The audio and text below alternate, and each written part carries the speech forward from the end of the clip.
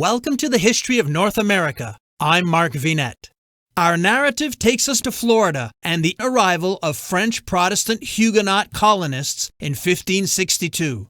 CharlesFort was established when a French expedition, organized by Huguenot leader Admiral Gaspard de Coligny and led by the Norman navigator Jean Ribault, landed at the site on the May River in February 1562, before moving north to Port Royal Sound.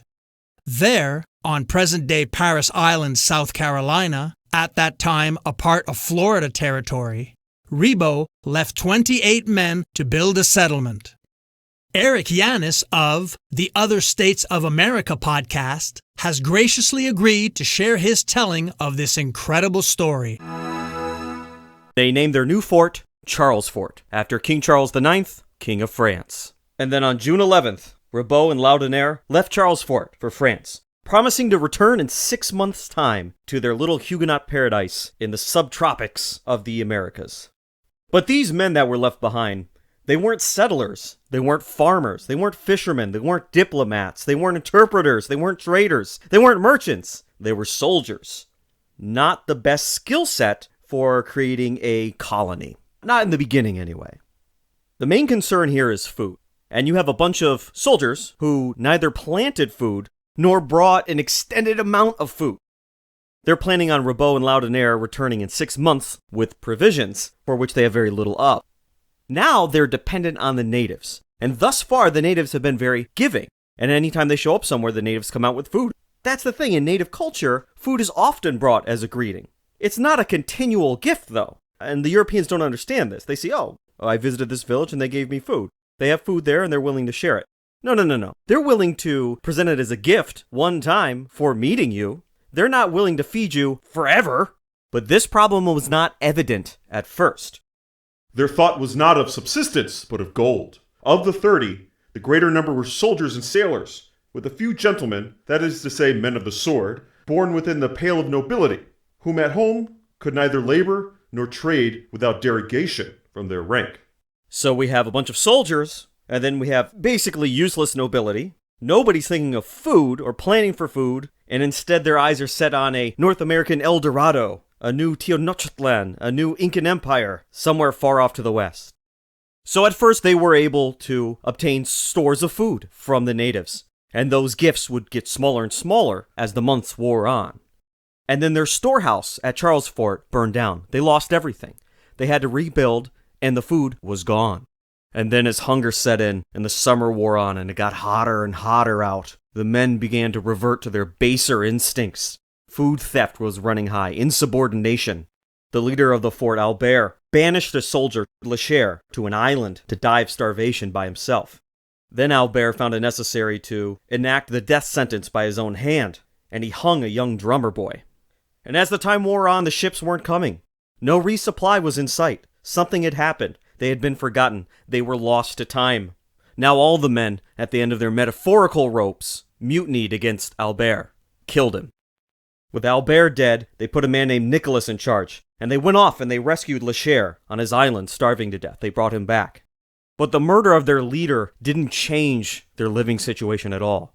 And now they even had reason to fear a French resupply ship, as of course mutiny was a capital punishment. The sweltering forest, the glassy river, the eternal silence of the lifeless wilds around them oppressed the senses and the spirits. They dreamed of ease, of home, of pleasures across the sea, of the evening cup on the beach before the cabaret and the dances with kind wenches. And so it became apparent to the men they had to try to return home. But they had a severe problem. None of them were shipbuilders. None of them were sailors.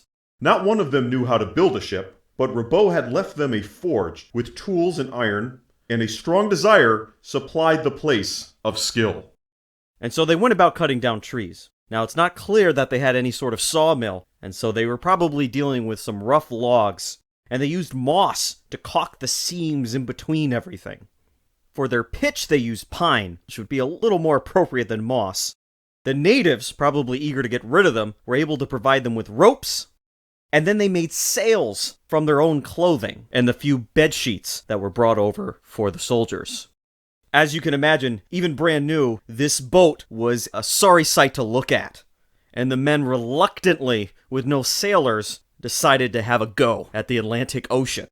Except for one young boy named Guillerme Ruffi, who took one look at the sorry sight and decided, hey, you know what? I think I'm going to cast my lot with the natives, who did, to their credit, take him in. And so with Ruffi left behind, the French set sail in their rickety ship. Now, Ruffi was later found by a Spanish expedition, who was sent out from Havana and probably spotted one of those marble columns left at the front of the riverways. The natives gave him up, and the Spanish forced him to show the location of CharlesFort, and the Spanish burned it all to the ground. And so our story of CharlesFort ends with its complete destruction. But that does not end the story of the men of CharlesFort. Both the leaders, Ribault and Laudonnière, and those poor folks who set out in the boat. Our ragtag group of soldiers headed back on their makeshift ship made good timing, actually. They made it quite a ways across the Atlantic. The wind was in their favor, and then suddenly it died down. And they were adrift in the middle of the Atlantic Ocean. Their beginner's luck at sailing had run out. The storms began. Perhaps hurricanes, we don't know. The ship, caulked with moss, began taking on water, and they needed to have a 24-hour bucket brigade constantly emptying out the bottom of the ship. And then, of course, the meager rations they received from the natives parting the North American continent began to run low. And the food was rationed down to 12 kernels of corn per day. And then, even that gave out. In desperation, the men began to drink seawater, and then eat anything that was made out of leather, like their boots. Some, instead of drinking seawater, decided to drink their own urine. And then famished and dehydrated, the men began to become angry once again, as they were before, when they mutinied against Albert. Only this time, instead of seeing another man's food as your potential food, they began to see other men as their food. Gnawed with famine, they counted the leagues of barren ocean that still stretched before, and gazed at each other with haggard wolfish eyes, till a whisper passed from man to man that one, by his death, might ransom all the rest. The lot was cast, and it fell on Le Cher, the same wretched man whom Albert had doomed to starvation on the lonely island. They killed him, and with ravenous avidity portioned out his flesh. But even poor Le Cher was not enough to sustain them to the end of their journey. And eventually, the men in their progressing stages of dying grew so weak they could no longer man the ship or bail out the ship, and they just laid about, and the boat went adrift. And when all hope seemed lost, they were found by an English ship and brought back to England. Being back in the old world, perhaps now they would find out what happened to the resupply. Where's Ribault? Where's Laudonnière? What is the news from France? Well, it's to that story we now turn. Just a few weeks after our original group left France for Florida, the first French Civil War of religion broke out. All that tension between the Huguenots and the Catholics that Laudonnière and Ribault and everybody else was sensing finally came to a head. And it was while our subjects were out in the middle of the sea. They didn't know it was happening. But this would prove to be the first of at least 9 civil wars of religion in France. March 1st, 1562, the Catholic Duke of Guise, with his armed escorts, encountered a Huguenot service. And they slaughtered over 100 of them, who were otherwise innocently having a Sunday service. This leads to unstructured and structured violence throughout France between Huguenots and Catholics. Catholics and Huguenots were throwing each other out of buildings onto fires. The two factions quickly became organized around 2 individuals, the Duke of Guise, representing the Catholics, and the Duke of Conde, representing the Huguenots. Both these sides, on paper, remaining faithful to the crown, but having their own conflicts with one another, and they're both concerned with their own safety. And so they decide to organize themselves around those principal needs. Catherine de' Medici, the Queen Regent, mother of King Charles, bans both dukes from Paris. She wants both of them out of there. She's not endorsing either side. She's not agreeing or disagreeing with either side. She wants both of them out of there, as they are essentially both usurping the power of the crown by raising private armies, by battling one another, by not participating in a unified France. Conde leaves, but the Duke of Guise stays, and he's not forced out, and the people of Paris hold parades for him. And so the Huguenots see this as subtle and not so subtle support for Catholic aggression against otherwise peaceful Huguenots. The Huguenots, in many port cities especially, seize control of these towns. and towns where their majorities are near majorities, they essentially make city-states out of them, at least for the short term, in order to protect the safety and the lives of their Huguenot residents. Because in their eyes, the crown has forfeited them. And in the midst of all this chaos and violence and death, Laudonnière and Ribault show up back in France with their small fleet. Hey, we made a colony. Everything's going great. We have friendly natives. The weather's good. There's golden cities far to the west. We're having a good time. Uh-oh, what's happening here? They discover their illustrious leader, Admiral Gaspard de Coligny, is leading one of these Huguenot armies. So, of course, the two of them immediately fall into place, and they join the movement, protecting these coastal Huguenot cities. Ribault, in particular, being of higher nobility than Laudonnière, took a real leadership position until he could no longer maintain it, and the cities were falling to Catholic forces, and he ran away to England. Ribault was an impressive man, and in England, Queen Elizabeth herself received him, and Ribault tried to elicit from her support of CharlesFort, which, for all he knows, is still there. Elizabeth is very impressed with him, but she doesn't want to upset the Spanish, especially to support the French. What good does that do for England? She instead offers him a free house, a pension, and a commission to explore the coastline of what is Spanish Florida for England. In their final negotiations, Ribault says, you know what? We're all Protestants here. We're Calvinists, right? I'll give you CharlesFort. We'll transfer it from France to England if you support our resupply.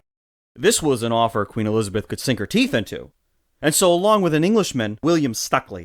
Ribault, William Stuckley, I'm going to give you guys a bunch of money. I'm going to give you guys a fleet of 5 ships. And you're going to resupply CharlesFort on behalf of the English in our long-term plan to make a foothold in North America. Now this sounds like it should work. However, for some unknown, unrecorded reason, Ribault was caught trying to flee with Elizabeth's fleet. It's assumed by many historians that Ribault was not being genuine when he offered to hand over CharlesFort to the English, and he essentially wanted the English ships to resupply the fort on behalf of the French, whom by this time it looked like the Civil War was going to wind down and everyone was going to be happy again. But Ribault was caught fleeing away and was imprisoned in the Tower of London. This is where he writes an account of his perspective of this story up until this point. Those poor starving men at CharlesFort, instead of receiving a fleet of 5 ships, at least one boat just stock full of food, Stuckley, Ribault's English business partner, decided to use the fleet to go privateering instead. And so now you know, on both sides of the Atlantic, CharlesFort was doomed. The men hopeless, the endeavor lost. But it would be in this very same year, 1563, that Catherine de' Medici, the king's mother, would organize a peace between the Catholic and the Huguenot factions. And there would be a truce of sorts, for the time being, between the two religious groups. There would be a unified France once again. And French Florida is ready to begin anew. CharlesFort being no more, the French Huguenots were determined to start again, to find their place in the French Empire, and maybe make themselves a sack full of gold in the process. Next time, Huguenots again travel from France, this time to establish Fort Caroline in what is now Jacksonville, Florida. I'm Mark Vinette, and I hope you're enjoying the ride.